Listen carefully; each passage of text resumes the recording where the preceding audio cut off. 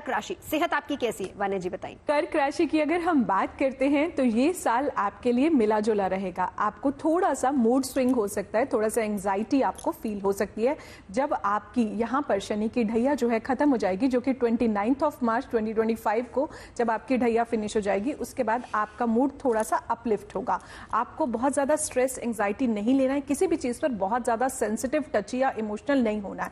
चंद्रदेव की आराधना करनी है, चाहे तो चांदी धारण कर ले, ओम सोम सोमाय नमः का आपको जाप करना है। मून गेजिंग वॉक किसे कहते हैं वो भी आप कर सकते हैं। अपनी माता की हमेशा रिस्पेक्ट करनी है लाइफ में, और जितना हो सकता है आप प्राणायाम योग से जुड़े। ये साल मंगल का साल है तो आपको कोई ना कोई फिजिकल एक्टिविटी, चाहे वो gym, sports, yoga, pranayam, you have to associate yourself with any each one, जो आपको पसंद हो आप वो करिए। लेकिन ये साल जो है आपको अपनी इमोशनल हेल्थ का ध्यान रखना है। बस एक आखिरी बात मैं और कहूंगी, कर्क राशि वाले जो बहुत सेंसिटिव होते हैं, जो आप लोग कभी भी नहीं बोलते थे लेकिन इस साल आप बोलेंगे। पर याद रखना, जिन लोगों को आदत नहीं है, जो आपको बहुत इमोशनल समझते हैं, तो उनको आप रिएक्टिव ना लगो, तो सोच समझ के बात कीजिए। चलिए, आपका करियर 2025 में क्या कह रहा है, राखी जी बताइए जरा। करियर बहुत अच्छा रहेगा, विदेश यात्रा का मौका मिलेगा और वो भी सारा का सारा खर्चा ऑफिस उठाता हुआ दिखाई दे रहा है। क्या बात है। अगर आप व्यापार कर रहे हैं तो आपके व्यापार में आपको विदेश से लाभ होता हुआ दिखाई दे रहा है। लेकिन आपको यहाँ पर भावुक होकर नहीं चलना है, भावनाओं को कंट्रोल में करना है। अगर भावुक होंगे तो ऑफिस में किसी से लड़ाई होगी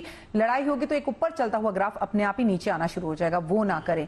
आपको मैं बता दूं, आपके लिए बेहद ज्यादा जरूरी है अपनी माँ की सेवा करना, माँ के पैर दबाना, माँ के साथ समय बिताना, माँ के लिए सामान खरीद कर लाना, माँ को चांदी का सामान तोहफे में देना और माँ से चांदी का सामान तोहफे में लेना। करियर आपका बल्ले बल्ले है, बस आपको अपनी जबान पर काबू रखना है, गुस्से पर काबू रखना है, एंजाइटी पे काबू, क्योंकि आपके करीबी कुछ लोग जानते हैं कि आप इमोशनल फूल हैं और उसका वो पूरा फायदा उठाएंगे। और इस बार आपको साबित करना है कि आप नहीं है, तो क्या करें, सूरज को जल दें। चलिए, तो भावनाओं को जरा कंट्रोल रखें। अब पैसा आएगा नहीं आएगा, कितना आएगा, बचेगा नहीं बचेगा, और कैसे बचाए? राखी जी ने एक चीज क्लियर कर दिया कि मेरे पास माँ है। अगर माँ आपके पास है तो आपकी सारी प्रॉब्लम सॉल्व होगी। खैर, एक बहुत सुंदर है। कर्क राशि के लिए रहीम जी ने एक शब्द कहा था, रहीमन चुप हो बैठिए देख दिनन के फेर, और जब नीके दिन आई हैं बनत लगी हैं देर। वर्ष का जो प्रारंभ होने वाला, ध्यान रखिएगा, 14 तारीख तक सूर्य का गोचर आपके 6th हाउस के अंतर्गत रहने वाला, यानी धनु राशि में रहेंगे। साथ में 28 जनवरी तक शुक्र आपके 8th हाउस में रहेंगे। यानी वर्ष का जो ये पहला महीना है ना, इसमें जल्दबाजी नहीं करना है, इंतजार करने की आवश्यकता है। अन्यथा मैं पूरे वर्ष को आर्थिक दृष्टिकोण से बेहतरीन देख रहा हूं, इसमें कोई दो राय नहीं है। लेकिन जो ये पहला महीना रहने वाला है, इस पहले महीने में आपको सावधानी रखने की आवश्यकता होगी। एक चीज बहुत क्लियर बता रहा हूं और इसको नोट करके रखिएगा। अगर आप शेयर मार्केट में इन्वेस्ट करते हैं या लॉटरी इत्यादि लेते हैं, विदेश में जनरली जो लोग रहते हैं वो लॉटरी बहुत खेलते हैं, लॉटरी जरूर खरीदते हैं। तो अगर आप लॉटरी इत्यादि लेते हैं, मई से पहले आप देख लीजिएगा, आपको जो पहले पिछले 5 साल के अंतर्गत जितना शेयर मार्केट या लॉटरी इत्यादि से लाभ हुआ होगा, वो ये 5 महीना जो वर्ष का है, जनवरी से लेकर के जो 5 महीना रहेगा, वो आपको दे करके जाएगा। तो मेरे दृष्टि से अगर मैं नवजोत जी बात करूं, मैं यही राय दूंगा कि भाई जल्दबाजी नहीं कीजिए, स्टार्टिंग में कंट्रोल रखिए।